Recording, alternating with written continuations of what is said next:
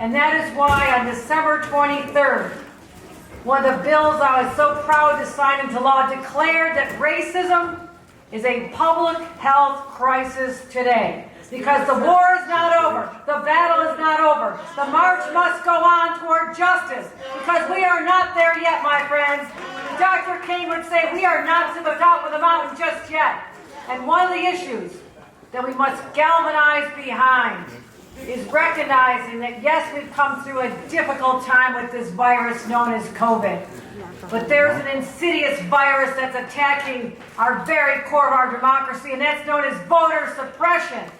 We must link arms together to fight against what's going on, not in our state, thank God, but all across America.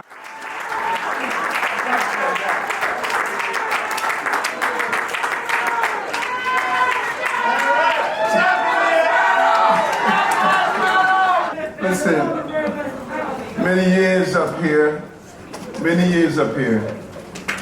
and you did not fight this hard for me to get here and not see things change. We're gonna make it change. And we know, I say it over and over again, when I went and visited the mother of that young 19-year-old baby who was in Burger King just trying to make it living.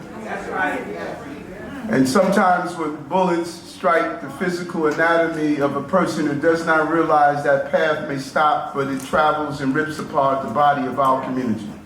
And it doesn't change.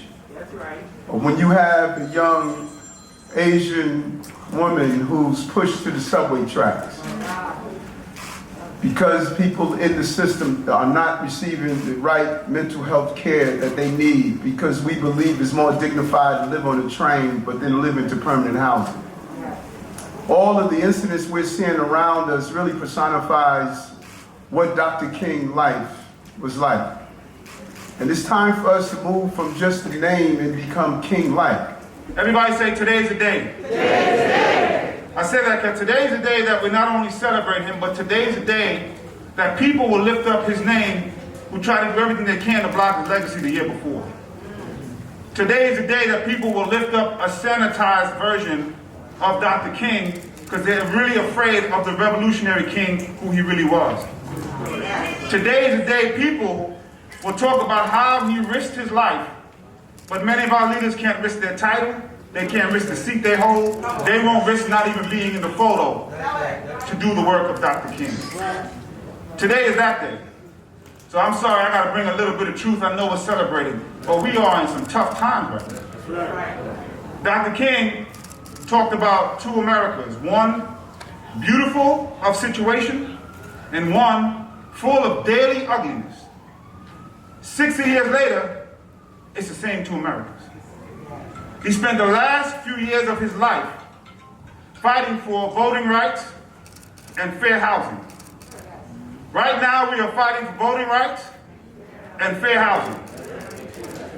I want to be clear, because it ain't just the Republicans, and it ain't just those folks who have less melanin in their skin.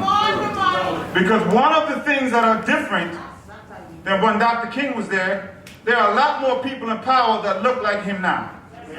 And there are Democrats across this country, including New York State, including New York City, who have been blocking that legacy.